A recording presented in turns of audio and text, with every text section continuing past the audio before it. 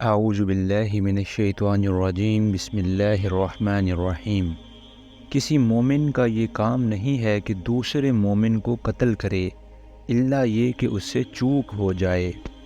یہاں ان منافق مسلمانوں کا ذکر نہیں ہے جن کے قتل کی اوپر اجازت دی گئی ہے، بلکہ ان مسلمانوں کا ذکر ہے جو یا تو دارالاسلام کے باشندے ہوں یا اگر دارالحرب یا دارالکفر میں بھی ہوں تو دشمنان اسلام کی کارروائیوں میں ان کی شرکت کا کوئی ثبوت نہ ہو۔ اس وقت بکثرت لوگ ایسے بھی تھے جو اسلام قبول کرنے کے بعد اپنی حقیقی مجبوریوں کی بنا پر دشمن اسلام قبیلوں کے درمیان ٹھہرے ہوئے تھے، اور اکثر ایسے اتفاقات پیش آ جاتے تھے کہ مسلمان کسی دشمن قبیلے پر حملہ کرتے اور وہاں نادارستگی میں کوئی مسلمان ان کے ہاتھ سے مارا جاتا تھا۔ اس لیے اللہ تعالیٰ نے یہاں اس صورت کا حکم بیان فرمایا ہے جبکہ غلطی سے کوئی مسلمان کسی مسلمان کے ہاتھ سے مارا جائے، اور جو شخص کسی مومن کو غلطی سے قتل کر دے تو اس کا کفارہ یہ ہے کہ ایک مومن کو غلامی سے آزاد کرے۔ چونکہ مقتول مومن تھا اس لیے اس کے قتل کا کفارہ ایک مومن غلام کی آزادی قرار دیا گیا، اور مقتول کے وارثوں کو خون بہا دے۔ نبی صلی اللہ علیہ وسلم نے خون بہا کی مقدار 100 اونٹ یا 200 گائیں یا 2000 بکریاں مقرر فرمائی ہے۔ اگر دوسری کسی شکل میں کوئی شخص خون بہا دینا چاہے تو اس کی مقدار انہی چیزوں کی بازاری قیمت کے لحاظ سے معین کی جائے گی۔ مثلا نبی صلی اللہ علیہ وسلم کے زمانے میں نقد خون بہا دینے والوں کے لیے 800 دینار یا 8000 درہم مقرر تھے۔ جب حضرت عمر کا زمانہ آیا تو انہوں نے فرمایا کہ اونٹوں کی قیمت اب چڑھ گئی ہے، لہٰذا اب سونے کے سکے میں 1000 دینار یا چاندی کے سکے میں 12000 درہم خون بہا دلوایا جائے گا، مگر واضح رہے کہ خون بہا کی یہ مقدار جو مقرر کی گئی ہے قتل عمد کی صورت کے لیے نہیں ہے بلکہ قتل خطا کی صورت کے لیے ہے، الا یہ کہ وہ خون بہا معاف کر دیں۔ لیکن اگر وہ مسلمان مقتول کسی ایسی قوم سے تھا جس سے تمہاری دشمنی ہو تو اس کا کفارہ ایک مومن غلام آزاد کرنا ہے، اور اگر وہ کسی ایسی غیر مسلم قوم کا فرد تھا جس سے تمہارا معاہدہ ہو تو اس کے وارثوں کو خون بہا دیا جائے گا اور ایک مومن غلام کو آزاد کرنا ہوگا۔ اگر مقتول دارالاسلام کا باشندہ ہو تو اس کے قاتل کو خون بہا بھی دینا ہوگا اور خدا سے اپنے قصور کی معافی مانگنے کے لیے ایک غلام بھی آزاد کرنا ہوگا۔ اگر وہ دارالحرب کا باشندہ ہو تو قاتل کو صرف غلام آزاد کرنا ہوگا، اس کا خون بہا کچھ نہیں ہے، اور اگر وہ کسی ایسے دارالکفر کا باشندہ ہو جس سے اسلامی حکومت کا معاہدہ ہے تو قاتل کو ایک غلام آزاد کرنا ہوگا اور اس کے علاوہ خون بہا بھی دینا ہوگا، لیکن خون بہا کی مقدار وہی ہوگی جتنی اس معاہد قوم کے کسی غیر مسلم فرد کو قتل کر دینے کی صورت میں از روئے معاہدہ دی جانی چاہیے۔ پھر جو غلام نہ پائے وہ پے در پے 2 مہینے کے روزے رکھے، یعنی روزے مسلسل رکھے جائیں، بیچ میں ناغہ نہ ہو۔ اگر کوئی شخص عذر شرعی کے بغیر ایک روزہ بھی بیچ میں چھوڑ دے تو از سر 9 روزوں کا سلسلہ شروع کرنا پڑے گا۔ یہ اس گناہ پر اللہ سے توبہ کرنے کا طریقہ ہے، اور اللہ علیم و دانا ہے۔ یعنی یہ جرمانہ نہیں بلکہ توبہ اور کفارہ ہے۔ جرمانے میں ندامت و شرمساری اور اصلاح نفس کی کوئی روح نہیں ہوتی، بلکہ عموماً وہ سخت ناگواری کے ساتھ مجبوراً دیا جاتا ہے اور بیزاری و تلخی اپنے پیچھے چھوڑ جاتا ہے۔ برعکس اس کے اللہ تعالیٰ چاہتا ہے کہ جس بندے سے خطا ہوئی ہے وہ عبادت اور کار خیر اور ادائے حقوق کے ذریعے سے اس کا اثر اپنی روح پر سے دھو دے اور شرمساری و ندامت کے ساتھ اللہ کی طرف رجوع کرے، تاکہ نہ صرف یہ گناہ معاف ہو بلکہ آئندہ کے لیے اس کا نفس ایسی غلطیوں کے عادے سے محفوظ رہے۔ کفارہ کے لغوی معنی ہیں چھپانے والی چیز۔ کسی کار خیر کو گناہ کا کفارہ قرار دینے کا مطلب یہ ہے کہ یہ نیکی اس گناہ پر چھا جاتی ہے اور اسے ڈھانک لیتی ہے، جیسے کسی دیوار پر داغ لگ گیا ہو اور اس پر سفیدی پھیر کر داغ کا اثر مٹا دیا جائے۔ رہا وہ شخص جو کسی مومن کو جان بوجھ کر قتل کرے تو اس کی جزا جہنم ہے جس میں وہ ہمیشہ رہے گا۔ اس پر اللہ کا غضب اور اس کی لعنت ہے، اور اللہ نے اس کے لیے سخت عذاب مہیا کر رکھا ہے۔ اے لوگو جو ایمان لائے ہو، جب تم اللہ کی راہ میں جہاد کے لیے نکلو تو دوست دشمن میں تمیز کرو، اور جو تمہاری طرف سلام سے تقدیم کرے اسے فوراً نہ کہہ دو کہ تو مومن نہیں ہے۔ ابتدائے اسلام میں السلام علیکم کا لفظ مسلمانوں کے لیے شعار اور علامت کی حیثیت رکھتا تھا، اور ایک مسلمان دوسرے مسلمان کو دیکھ کر یہ لفظ اس معنی میں استعمال کرتا تھا کہ میں تمہارے ہی گروہ کا آدمی ہوں، دوست اور خیر خواہ ہوں، میرے پاس تمہارے لیے سلامتی و عافیت کے سوا کچھ نہیں ہے، لہذا نہ تم مجھ سے دشمنی کرو اور نہ میری طرف سے عداوت اور ضرر کا اندیشہ رکھو۔ جس طرح فوج میں ایک لفظ پاسورڈ کے طور پر مقرر کیا جاتا ہے اور رات کے وقت ایک فوج کے آدمی ایک دوسرے کے پاس سے گزرتے ہوئے اسے اس غرض کے لیے استعمال کرتے ہیں کہ فوج مخالف کے آدمیوں میں فرق ہو، اسی طرح سلام کا لفظ بھی مسلمانوں میں شعار کے طور پر مقرر کیا گیا تھا۔ خصوصیت کے ساتھ اس زمانے میں اس شعار کی اہمیت اس وجہ سے اور بھی زیادہ تھی کہ اس وقت عرب کے نو مسلموں اور کافروں کے درمیان لباس، زبان اور کسی دوسری چیز میں کوئی نمایاں امتیاز نہ تھا جس کی وجہ سے ایک مسلمان سرسری نظر میں دوسرے مسلمان کو پہچان سکتا ہو۔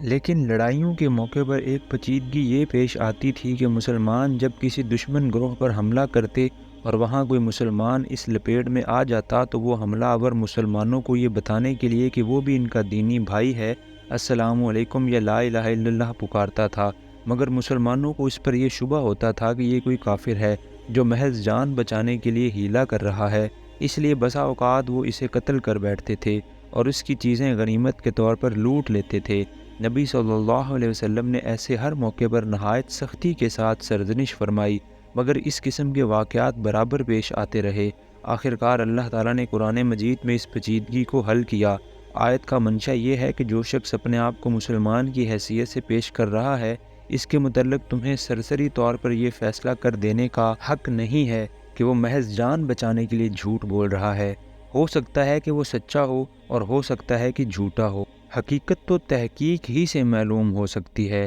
تحقیق کے بغیر چھوڑ دینے میں اگر یہ امکان ہے کہ ایک کافر جھوٹ بول کر جان بچا لے جائے تو قتل کر دینے میں اس کا امکان بھی ہے کہ ایک مومن بے گناہ تمہارے ہاتھ سے مارا جائے، اور بہرحال تمہارا ایک کافر کو چھوڑ دینے میں غلطی کرنا اس سے بدرجہ ہاں زیادہ بہتر ہے کہ تم ایک مومن کو قتل کرنے میں غلطی کرو۔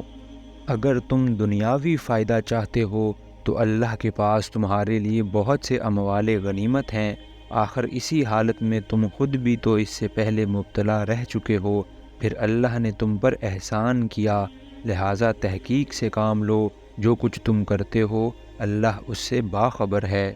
یعنی ایک وقت تم پر ایسا بھی گزر چکا ہے کہ انفرادی طور پر مختلف کافر قبیلوں میں منتشر تھے،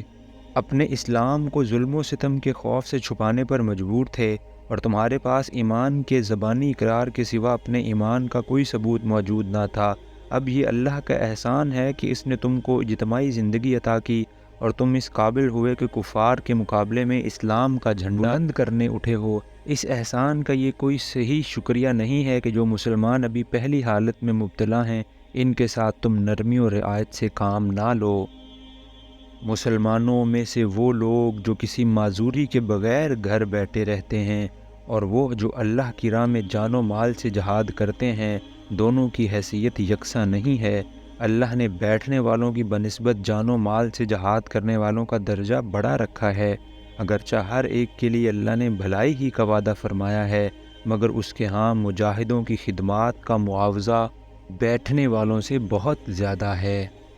ان کے لیے اللہ کی طرف سے بڑے درجے ہیں اور مغفرت اور رحمت ہے، اور اللہ بڑا معاف کرنے والا اور رحم فرمانے والا ہے۔ یہاں ان بیٹھنے والوں کا ذکر نہیں ہے جن کو جہاد پر جانے کا حکم دیا جائے اور وہ بہانے کر کے بیٹھے رہیں، یا نفیر عام ہو اور جہاد فرض عین ہو جائے پھر بھی وہ جنگ پر جانے سے جی چرائیں، بلکہ یہاں ذکر ان بیٹھنے والوں کا ہے جو جہاد کے فرض کفایہ ہونے کی صورت میں میدان جنگ کی طرف جانے کے بجائے دوسرے کاموں میں لگے رہیں۔ پہلی دو صورتوں میں جہاد کے لیے نہ نکلنے والا صرف منافق ہی ہو سکتا ہے، اور اس کے لیے اللہ کی طرف سے کسی بھلائی کا وعدہ نہیں ہے، الا یہ کہ وہ کسی حقیقی معذوری کا شکار ہو۔ بخلاف اس کے یہ آخری صورت ایسی ہے جس میں اسلامی جماعت کو پوری فوجی طاقت مطلوب نہیں ہوتی بلکہ محض اس کا ایک حصہ مطلوب ہوتا ہے۔ اس صورت میں اگر امام کی طرف سے اپیل کی جائے کہ کون سرباز ہیں جو فلاں مہم کے لیے اپنے آپ کو پیش کرتے ہیں، تو جو لوگ اس دعوت پر لبیک کہنے کے لیے اٹھ کھڑے ہوں وہ افضل ہیں بنسبت ان کے جو دوسرے کاموں میں لگے رہیں۔ خواہ وہ دوسرے کام بھی بجائے خود مفید ہی ہوں۔ جو لوگ اپنے نفس پر ظلم کر رہے تھے،